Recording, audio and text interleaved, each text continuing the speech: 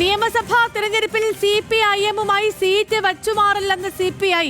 Sitting സീറ്റുകളിൽ CPI തന്നെ ഇത്തവണയും മത്സരിക്കുമെന്ന് ദേശീയ എക്സിക്യൂട്ടീവ് അംഗം സന്തോഷ് കുമാർ MP ന്യൂസ് മലയാളത്തോട് പറഞ്ഞു. VD സതീശന്റെ പറവൂർ മണ്ഡലത്തിലും സീറ്റ് വച്ചുമാറില്ലെന്നും സന്തോഷ് കുമാർ പറഞ്ഞു. CPI ഒരിക്കലും ഈ സീറ്റുകൾ ചില വ്യക്തികൾക്ക് അങ്ങനെ തീരെഴുതി കൊടുക്കുന്ന രീതിയിൽ പ്രവർത്തിക്കുന്ന ഒരു പാർട്ടിയല്ല. കഴിഞ്ഞ നിയമസഭാ തെരഞ്ഞെടുപ്പിൻ്റെ കാര്യം നിങ്ങൾ നോക്കിയാൽ 2 ടേം കഴിഞ്ഞവരും മത്സരിച്ചല്ലോ. അപ്പം അങ്ങനെ സ്ട്രിക്റ്റ് എന്ന് പറയുന്നതിന് കാര്യമില്ല. ഓരോ സ്ഥലത്തിൻ്റെയും സാധ്യതകൾ, പൊതു രാഷ്ട്രീയ സാഹചര്യമൊക്കെ നോക്കിയാണ് CPI കാര്യങ്ങൾ തീരുമാനിക്കുക. എന്തായാലും കേരളത്തിൻ്റെ ഭാവിക്ക് ഗുണകരമായിരിക്കുന്ന താല്പര്യങ്ങളാണ് CPIയുടെയും താല്പര്യങ്ങൾ. ഓക്കെ, ശരത് ലാൽ ഡൽഹിയിൽ നിന്ന് നമുക്കൊപ്പം തത്സമയം ചേർന്നുണ്ട് ഈ വലിയ വാർത്തയുടെ വിശദാംശങ്ങളുമായി. Sharath, good morning. തിരഞ്ഞെടുപ്പിൽ നമുക്കറിയാം പ്രതിപക്ഷ നേതാവ് VD സതീശന്റെ തട്ടകമാണ് പറവൂർ എന്നുള്ളത്. കഴിഞ്ഞ 1/4 നൂറ്റാണ്ടായി അദ്ദേഹം മത്സരിച്ച് വിജയിച്ചു വരുന്ന സ്ഥലമാണ് പറവൂർ. ഈ പറവൂരിൽ VD സതീശനെ നേരിടാൻ CPIയിൽ നിന്ന് CPIM മണ്ഡലം ഏറ്റെടുക്കും എന്നുള്ളൊരു വാർത്ത പ്രചരിക്കാൻ തുടങ്ങിയിട്ട് കഴിഞ്ഞ കുറച്ച് നാളുകളായി. ഇപ്പോൾ സന്തോഷ് കുമാർ MP പറയുന്ന അനുസരിച്ച് അങ്ങനെ ഒരു സീറ്റ് വെച്ചുമാറലില്ല, അങ്ങനെ തന്നെയല്ലേ?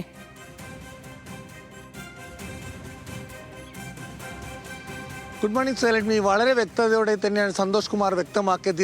ഇന്ന് ദേശീയ എക്സിക്യൂട്ടീവാണ് CPIയുടെ ആ ദേശീയ എക്സിക്യൂട്ടീവിൽ എടുക്കുന്ന തീരുമാനങ്ങൾ അല്ലെങ്കിൽ അതിലേക്കുള്ള കാര്യങ്ങളുടെ ആ ഒരു ചൂണ്ടുപലകയാണ് അദ്ദേഹം വ്യക്തമാക്കിയത്. കാരണം സീറ്റ് വെച്ചു മാറുന്ന യാതൊരു നിർദ്ദേശത്തിനും CPI അംഗീകരിക്കില്ല. അതുമാത്രമല്ല, ഇപ്പോൾ പറവൂരിൽ സീറ്റ് വെച്ചു മാറേണ്ട കാര്യമില്ല. CPM-ഉം CPIയും ഒരു മുന്നണിയായിട്ട് മത്സരിക്കുന്നത്. തോൽക്കുകയാണെങ്കിൽ മുന്നണിയാണ് തോക്കുന്നത്, അല്ലെ CPI സ്ഥാനാർത്ഥിയല്ല ഒരു മണ്ഡലത്തിലെ തോൽവിക്ക് കാരണം. അല്ലെങ്കിൽ CPM അല്ല തോൽക്കുന്ന, LDF ഒന്നായിട്ടാണ് തോൽക്കുക എന്നതാണ് വ്യക്തമാക്കിയിരിക്കുന്നത്. ഏതായാലും ഒരു കാര്യത്തിൽ സേലക്ഷ്മി വളരെ വ്യക്തതയോടെ നമുക്ക് പറയാൻ കഴിയും. CPI സീറ്റുകൾ വെച്ചു മാറാനോ അതേപോലെ CPIയുടെ സീറ്റുകൾ വിട്ടുകൊടുക്കാനോ തയ്യാറല്ല. അത് വളരെ വ്യക്തതയോടെ തന്നെ സന്തോഷ് കുമാർ വ്യക്തമാക്കുന്നത്. അതുപോലെ തന്നെ മറ്റൊരു പ്രധാനപ്പെട്ട കാര്യം, കഴിഞ്ഞ തവണ പോലെ തന്നെ മാനദണ്ഡങ്ങളിൽ ഇളവുണ്ട് എന്ന് തന്നെയാണ്. കാരണം മത്സരിക്കാനുള്ള വിജയസാധ്യതയുള്ള വ്യക്തികൾക്ക് അല്ലെങ്കിൽ നിലവിലുള്ള MLA-മാർക്ക് വീണ്ടും മത്സരിക്കാനുള്ള അവസരം നൽകും. കഴിഞ്ഞ തവണ അത്തരത്തിലുള്ള തീരുമാനം CPI കേന്ദ്ര എക്സിക്യൂട്ടീവ് എടുത്തിരുന്നു. ആ തീരുമാനത്തിൽ ഇപ്പോൾ മാറ്റമുണ്ടാകാനുള്ള സാധ്യത ഇന്നത്തെ യോഗത്തിൽ തീരെ ഇല്ല എന്നൊരു സൂചനയും അദ്ദേഹം നൽകുന്നുണ്ട്.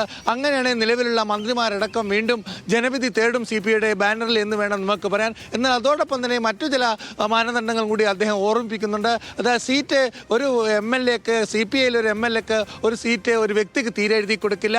അതുകൊണ്ട് തന്നെയാണ് 2 തവണയും അതിലപ്പുറം കഴിഞ്ഞ വ്യക്തികളെ മാറ്റി പുതിയ ആൾക്കാരെ കൊണ്ടുവരുന്നത്. സീറ്റ് തീരെഴുതുക എന്നത് ചില മരിച്ചാൽ മാത്രമല്ലേ, വൈദ്യശാസ്ത്രം പരാജയപ്പെട്ടാൽ മാത്രം സീറ്റ് മാറിക്കൊടുക്കുന്ന രീതി കേരളത്തിൽ ചില നേതാക്കൾക്കുണ്ട്.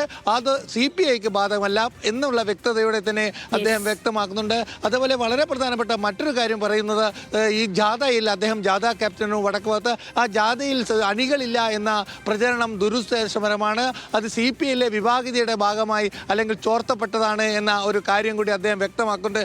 ഏതായാലും സീറ്റ് വെച്ചു മാറാനോ തങ്ങളുടെ നിലവിലുള്ള സീറ്റിലെ എണ്ണം കുറക്കാനോ CPI ഒരു വെട്ടുവീഴ്ചയൊക്കെ ഇല്ല എന്ന് തന്നെയാണ് സന്തോഷ് കുമാർ വളരെ വ്യക്തമായിട്ട് തന്നെ പറയുന്നത്. ഏതായാലും CPI സംബന്ധിച്ചിടത്തോളം മറ്റൊരു കാര്യം കൂടി സന്തോഷ് പറയുന്നുണ്ട്. അതിൽ വളരെ പ്രധാനപ്പെട്ട കാര്യം, ഇപ്പോൾ കഴിഞ്ഞ ലോക്സഭാ നിയമസഭാ തെരഞ്ഞെടുപ്പുകളിൽ ഘടകകക്ഷികളിലുണ്ടായ ഭിന്നത ഈ തവണ ഉണ്ടാവില്ല.